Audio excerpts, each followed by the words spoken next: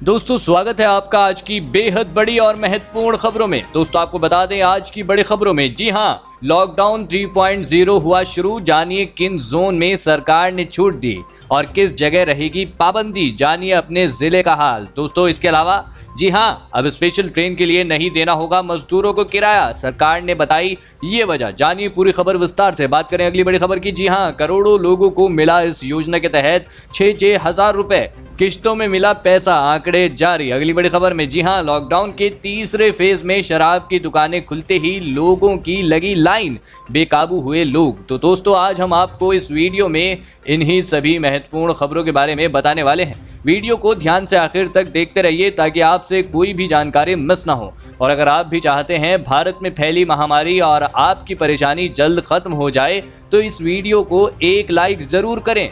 दोस्तों उससे पहले फटाफट जान लेते हैं कोरोना महामारी की आज की ताज़ा अपडेट। तो दोस्तों आपको बता दें भारत में अब तक संक्रमित मरीजों की संख्या बढ़ती जा रही है और यह संख्या 44,200 से अधिक हो चुकी है। इनमें से 30,400 से अधिक लोगों का अभी इलाज चल रहा है, जबकि 12,200 से अधिक मामले सही हो चुके हैं। और आपको बता दें दुख की बात यह है कि 1,500 लोगों की अब तक मौत हो चुकी है। और बात करें पूरी दुनिया भर की तो अब तक के अपडेट के अनुसार 35,94,000 से अधिक लोग संक्रमित हो चुके हैं। दुख की बात यह है कि 2,49,000 से अधिक लोगों की मौत हो चुकी है, जबकि 11,66,000 से अधिक लोग सही हो चुके हैं। दोस्तों हो सकता है जब तक आप यह वीडियो देख रहे हो तब तक यह आंकड़ा और भी बढ़ गया हो। इसी के साथ बढ़ते हैं इस वक्त की अगली बड़ी खबर की ओर। जी हां, लॉकडाउन 3.0 हुआ शुरू। जानिए किन जोन में सरकार ने दी छूट और किस जगह रहेगी पाबंदी। जी हां, जानिए अपने जिले का हाल। दोस्तों आपको बता दें कोरोना संक्रमण को देखते हुए देश में लॉकडाउन का तीसरा चरण सोमवार से शुरू हो गया है, जो 17 मई तक चलेगा। हालांकि लॉकडाउन को चरणबद्ध तरीके से खोला भी जा रहा है। इस बार लॉकडाउन को बढ़ाने के साथ ही केंद्र की मोदी सरकार ने कई आर्थिक गतिविधियों में छूट का ऐलान किया है।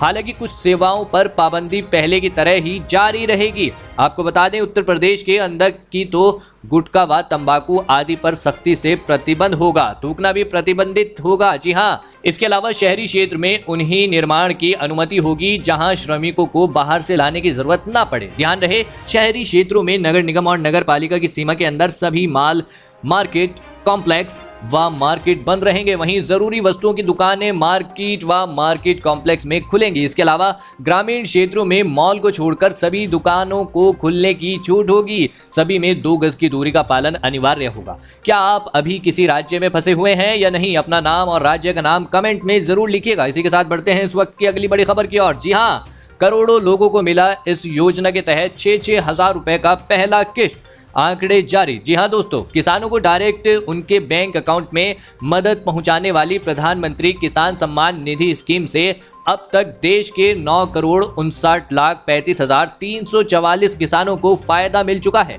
यह 3 मई तक की रिपोर्ट है। स्कीम खुली हुई है। इसके तहत कभी भी आवेदन किया जा सकता है। अभी करीब 5 करोड़ किसान इससे वंचित हैं। अगर आप इन 5 करोड़ लोगों में शामिल हैं तो फिर आवेदन करने के लिए पीछे ना रहिए। खेती किसानी के लिए सालाना 6,000 रुपए की सरकारी मदद चाहिए तो आप पीएम किसान के पोर्टल pmkisan.gov.in पर जाकर खुद भी आवेदन कर सकते हैं। इसके लिए किसी अधिकारी के यहाँ जाने की जरूरत नहीं है। आपको बता दें लॉकडाउन के दौरान इस स्कीम के तहत मोदी सरकार ने किसानों को करीब 18,000 करोड़ रुपए की मदद दी है। यह संकट के समय काफी मददगार साबित हुई है। सरकार ने विशेष मॉनिटरिंग करके 15 दिन में 9 करोड़ किसानों तक 2-2 हजार रुपए की एक किश्त का पैसा भिजवा दिया। क्या आपको ऐसी किसी योजना से बैंक खाते में पैसा मिला है? कमेंट में लिखकर जरूर बताइएगा। इसी के साथ बढ़ते हैं इस वक्त की अगली बड़ी खबर की ओर। जी हाँ, आपको बता दें श्रमिकों को उनके घर भेजने का खर्च उठाएगी ये राज्य सरकार। जानिए पूरी खबर विस्तार से। दोस्तों आपको बता दें देश में कोरोना वायरस का संक्रमण कम होने का नाम नहीं ले रहा है। ऐसे में 4 मई से लॉकडाउन का तीसरा चरण शुरू हो गया है। पहला लॉकडाउन 25 मार्च से 21 दिन के लिए था, फिर 14 अप्रैल से मई तक के लिए लॉकडाउन 2 लागू हुआ और अब 17 मई तक के लिए लॉकडाउन 3 चल रहा है।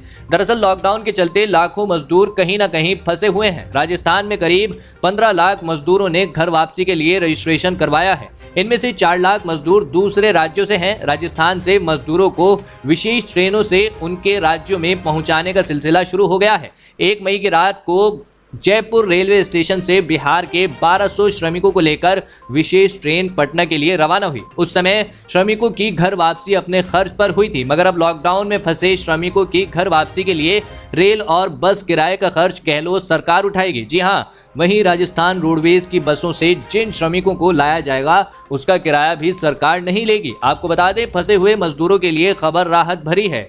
आप अभी किस राज्य में फंसे हुए हैं? अपना नाम और राज्य का नाम लिखकर जरूर बताइएगा।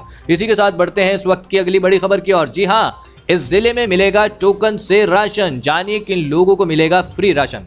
दोस्तों आपको बता दें, इस समय आप जो राशन ले रहे हैं उसी के साथ राशन डीलर से अपना टोकन भी लीजिए। जी हाँ, दरअसल उसी टोकन के आधार पर 15 मई से बंटने वाला फ्री चावल और चना मिलेगा। टोकन में जो तारीख लिखी होगी उसी तारीख पर आने पर यह राशन मिल सकेगा। वैसे इस समय जो राशन मिल रहा है वह भी टोकन से ही मिल रहा है। जो लोग टोकन से वंचित रह गए हैं उन्हें सीधे जाने पर भी राशन मिल जाता है। वितरण में शारीरिक दूरी बनी रहे और एक ही दिन में ज्यादा लोग एकत्र ना हो, इसीलिए विभाग की ओर से सभी कार्ड धारकों को टोकन दिया गया था। जागरण मेरठ शहर की रिपोर्ट के मुताबिक टोकन का वितरण 25 तारीख से शुरू कर दिया गया था। इसके लिए राशन कार्ड से पता निकालकर बाइक पर लोगों को घर तक भेजकर टोकन का वितरण किया गया था। अब जो 15 तारीख से फ्री चावल और चने का वितरण होगा उसके लिए राशन डीलरों को ही टोकन देने के लिए दे दिया गया है। वैसे यह व्यवस्था अप्रैल माह में ही लागू हो गई थी, लेकिन तब यह पूरी तरह से सफल नहीं हो पाया था। पिछले महीने लोगों को फोन भी किया गया था, हालांकि तब यह 50% ही हो पाया था, लेकिन इस बार 95% लोगों को टोकन पहुंचाया गया है। यह प्रक्रिया शायद कुछ शहरों में ही लागू है। क्या आपको आपके यहाँ राशन मिल रहा है या नहीं? कमेंट में अपना नाम और राज्य का नाम जरूर लिखिएगा। दोस्तों अगली बड़ी खबर बताने से पहले अगर आप महामारी से संबंधित और सरकार की जनधन व राशन व अन्य सरकारी योजनाओं से हमेशा अपडेट रहना चाहते हैं तो लाल कलर का सब्सक्राइब बटन दबाकर बेल आइकॉन को जरूर दबा लें, जिससे कोई भी सरकारी योजना से आप वंचित ना रह सकें। इसी के साथ बढ़ते हैं इस वक्त की अगली बड़ी खबर की ओर। जी हाँ, लॉकडाउन के तीसरे फेज में शराब की दुकानें खुलते ही लोगों की लगी लाइन, बेकाबू हुए लोग। दोस्तों आपको बता दें, लॉकडाउन के तीसरे चरण में शराब की दुकानें खोल दी गई हैं। लगभग 1.5 महीनों से बिना शराब के जी रहे लोग इतने बेताब दिखे कि सुबह से ही ठेकों के बाहर लंबी लंबी लाइन लग गई। देश भर में केंद्र सरकार की अनुमति से दुकानें खोली जा रही हैं।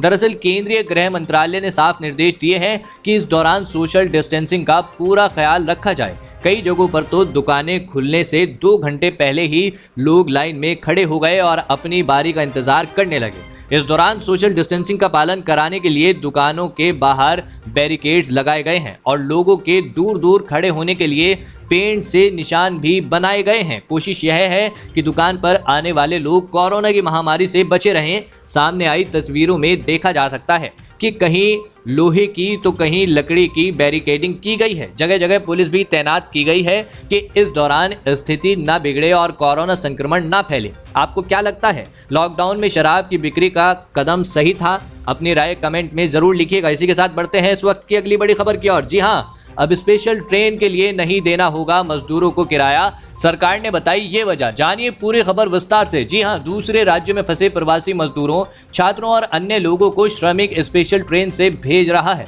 लेकिन रेलवे की ओर से मजदूरों से किराया वसूलने की खबरें आ रही हैं। इसे लेकर विवाद खड़ा हो गया है। इस बीच सोमवार को प्रेस कॉन्फ्रेंस के दौरान स्वास्थ्य मंत्रालय के जॉइंट सेक्रेटरी लव अग्रवाल ने इस मामले पर प्रतिक्रिया दी है। उन्होंने कहा कि मजदूरों को ट्रेन से भेजने का 85% खर्च रेलवे और 15% खर्च राज्य सरकारें वहन कर रही हैं। रेल मंत्रालय की ओर से इस पूरे मामले में सवालों के जवाब देने के लिए प्रतिनिधि मंगलवार को प्रेस कॉन्फ्रेंस करेंगे। सूत्रों ने बताया कि झारखंड में अब तक 2 ट्रेनें पहुंची हैं और राज्य ने टिकट का पूरा भुगतान किया है। राजस्थान और तेलंगाना जैसे राज्य भी भुगतान कर रहे हैं, जबकि महाराष्ट्र सरकार कुछ हिस्सा प्रवासी मजदूरों को देने के लिए कह रही थी। रेलवे श्रमिक स्पेशल ट्रेन में स्लीपर श्रेणी के टिकट का किराए के ऊपर 30 रुपए सुपरफास्ट शुल्क और 20 रुपए का अतिरिक्त शुल्क लगा रही है।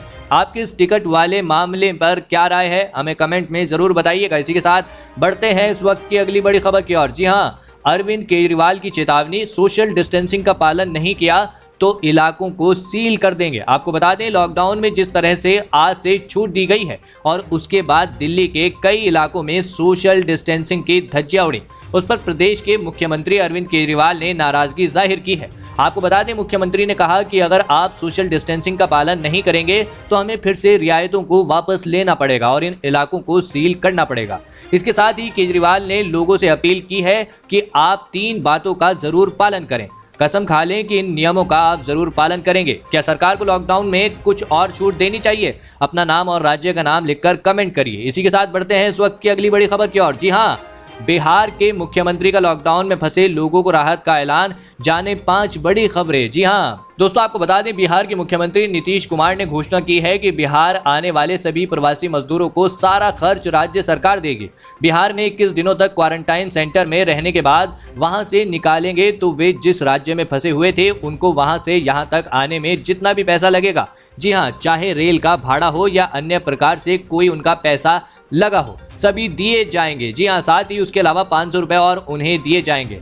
हर व्यक्ति को दी जाने वाली यह राशि न्यूनतम 1000 होगी। सरकार के राहत ऐलान कुछ इस तरह हैं। 21 दिनों बाद क्वारंटाइन में रहने के बाद जाते समय दी जाएगी राशि। हमारी सरकार का विश्वास बोलने में नहीं बल्कि सिर्फ काम करने में। क्वारंटाइन सेंटर में लोगों के लिए सभी तरह के इंतजाम किए गए हैं। बिहार के अधिकांश लोग लॉकडाउन के नियमों का पालन कर रहे हैं। इसी के साथ बढ़ते हैं इस वक्त की अगली बड़ी खबर की ओर। जी हां, अगर कोरोना वायरस की वैक्सीन नहीं बन पाई तो दुनिया का क्या होगा? आपको बता दें, कोरोना वायरस के कारण दुनिया भर में 2 लाख से ज्यादा लोगों की मौत हो चुकी है। वहीं 30 लाख से ज्यादा लोग इस खतरनाक बीमारी से प्रभावित हैं। ऐसे में मौजूदा समय में इसे कोरोना के लिए केवल एकमात्र तरीका है, वह है सोशल डिस्टेंसिंग और लॉकडाउन। दुनिया भर के कई देश इस समय लॉकडाउन का सामना कर रहे हैं। इस बीच हर किसी को इंतजार है उस वैक्सीन का जो इस बीमारी को जड़ से खत्म कर सके। लेकिन क्या होगा अगर ऐसा कोई वैक्सीन कभी बन ही नहीं पाया तो? दरअसल लोगों में एक चिंता यह भी है कि अगर कोरोना वायरस को खत्म करने वाला टीका विकसित नहीं हो पाता है तो फिर क्या होगा? कई विशेषज्ञों का कहना है कि अगर कोरोना वायरस को खत्म करने वाला टीका नहीं बन पाता है तो ऐसा हो सकता है कि लोग कोविड-19 के साथ जीना सीख जाएं। उनका कहना है कि धीरे धीरे लॉकडाउन खुलने लगेंगे और सरकारों की तरफ से कुछ छूट दी जाने लगेंगी। आपको क्या लगता है, कोरोना की वैक्सीन कब तक बनकर तैयार होगी? जी हाँ, कमेंट में लिखकर जरूर बताइएगा। दोस्तों, ये थी आज की कुछ महत्वपूर्ण और ताज़ा खबरें। उम्मीद करते हैं इससे आपको काफ़ी कुछ महत्वपूर्ण जानकारी मिली होगी। बस इसके बदले में इतना ही चाहते हैं कि आप इस वीडियो को लाइक कर दें, शेयर कर दें, क्योंकि आपका लाइक और शेयर करना ही हमारी मेहनत का फल होता है। धन्यवाद।